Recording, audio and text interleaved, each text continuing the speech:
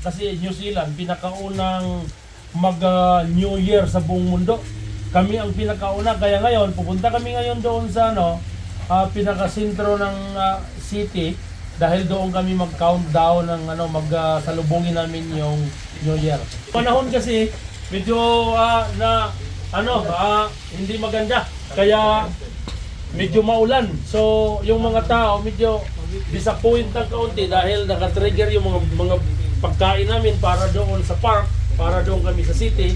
So ngayon, tapos may palaruan ng basketball doon, hating kami, mag-shooting kami, maglaro kami. Tapos yun yung kasama namin, si Delphin. Yun yung boss namin. Magkargada na tayo, magkargada.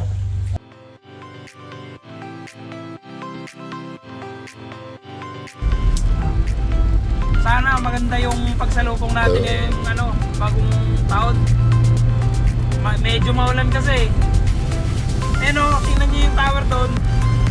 Parang di makita. Sana di nabasa yung mga fireworks. Saan tayo mamaya manonood na fireworks? You know?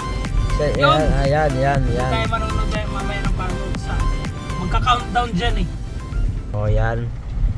Yan pala yan. Oh, yan. Bobo ang puta. Yun yung Saan? tower. Malapit na sa ulap. Huwag na ako, dun lang.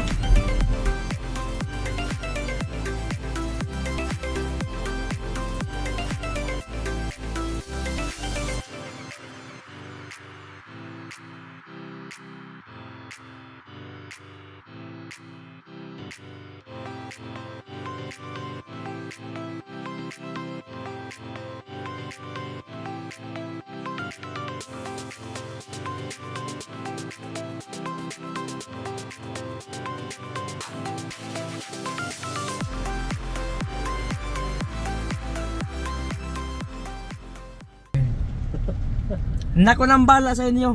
Basta nako lang sabi, pagdating natin doon, pili lang kayo ng magustuhan yung babae. Hayop ka talaga! Ang ganda mong lalaki! Ito, New Year na dito ngayon sa New Zealand.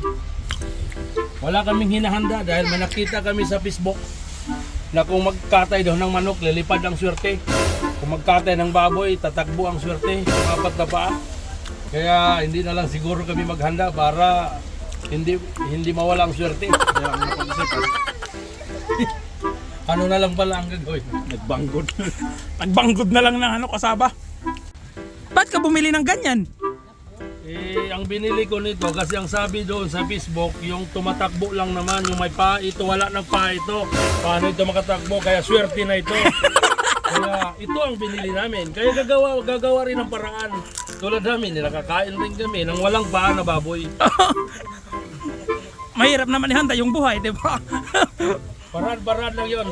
Kaya kahit gaano karami ang swerte, basta hindi ka marunong maghabol sa swerte, tatakbo pa rin. Kaya ito, swerte na to.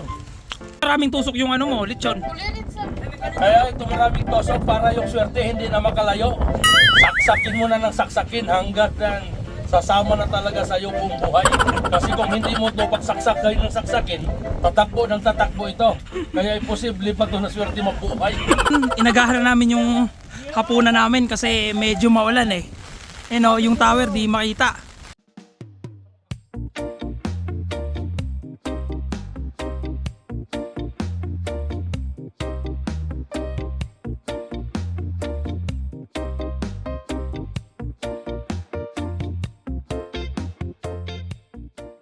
Ayun, medyo tumila na yung ulan. So, yan medyo klaro na yung building. Diyan mamaya yung mga fireworks lalabas.